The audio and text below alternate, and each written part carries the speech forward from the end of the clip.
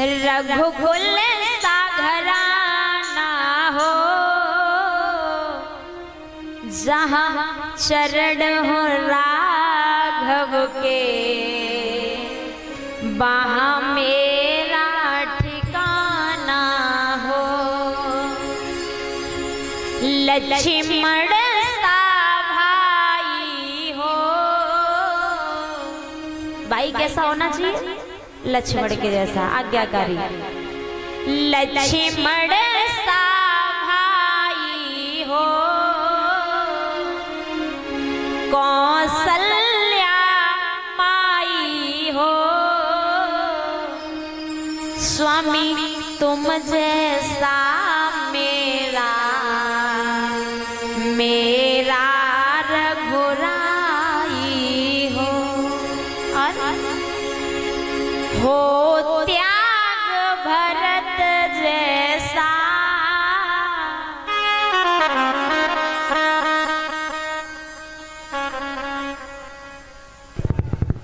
आजकल क्या होता है,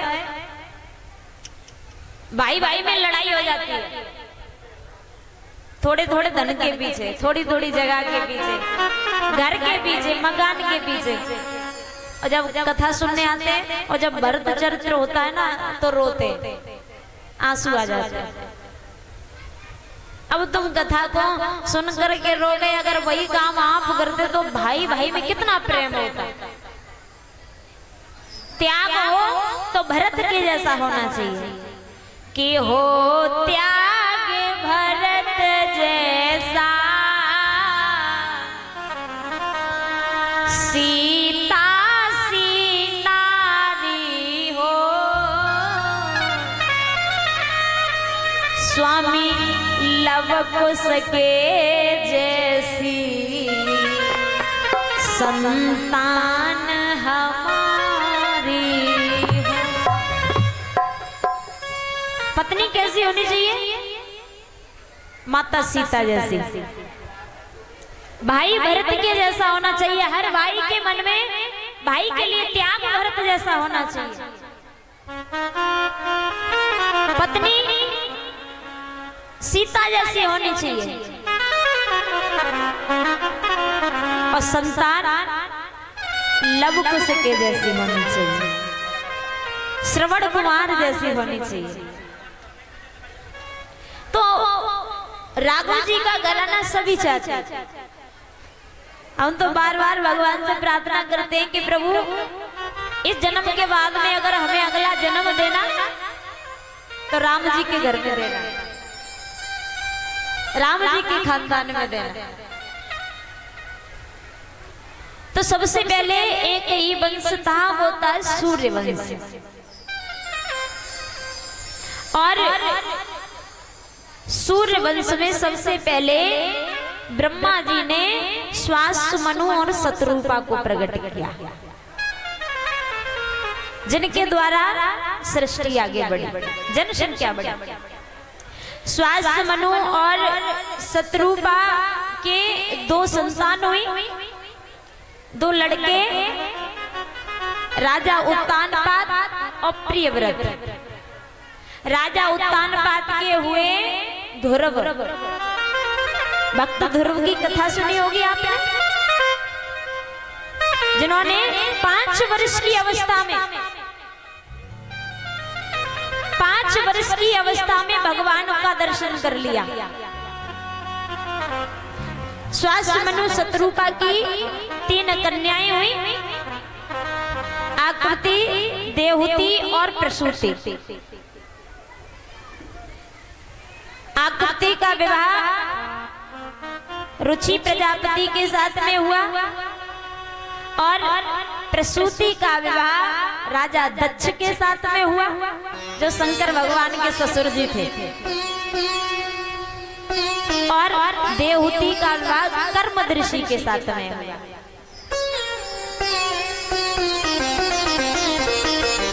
और इसी सूर्यवंश में अनन्य राजा हुए मानदाता राजा हरिश्चंद्र। हरिश्चंद्र का नाम सुना है? हरिचंद प्रण ठान लेते कि चंद्र डरे सूरज डरे, डरे जगत व्यवहार, प्रण डरे हरिचंद को और डरे न सत्य विचार। राजा हरिचंद बड़े दानी थे, जो कहते थे करते थे। और ये हमारे रघुवंश की रीत है। बाबा तुलसीदास जी ने लिखा है कि प्राण चला जाए पर लेकिन वचन नहीं जाना चाहिए। कि रघुकुल रीते सदा चले आई, रघुकुल रीते सदा चले आई। प्राण जाए पर वचन न जाई, प्राण जाए पर वचन न जाई। प्राण जाए पर वचन न जाई। जय सिया राम जय जय सिया राम।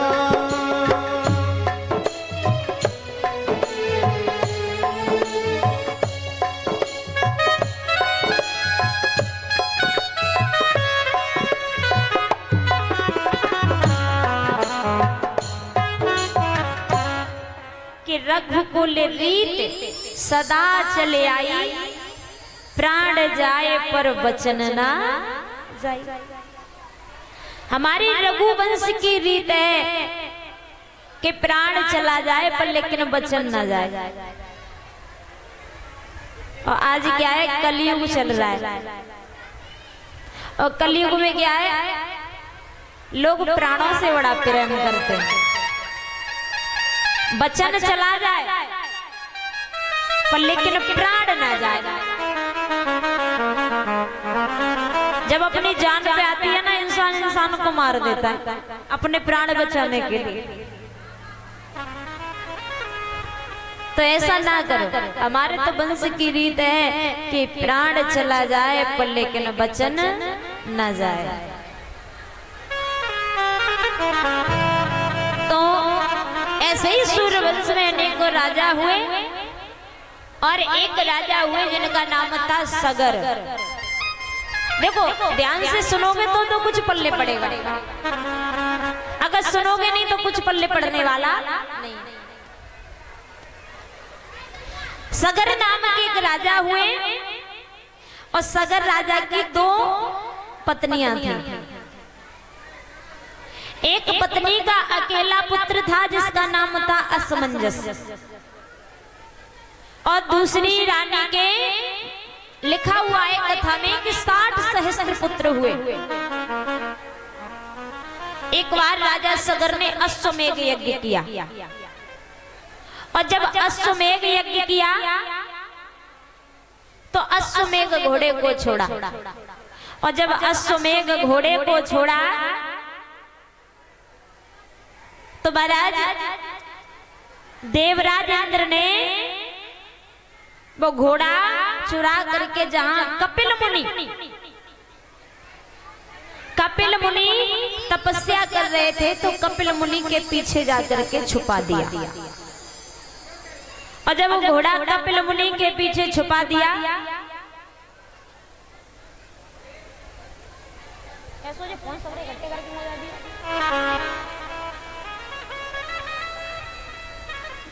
और जब घोड़ा कपिल मुनि के पीछे छुपाया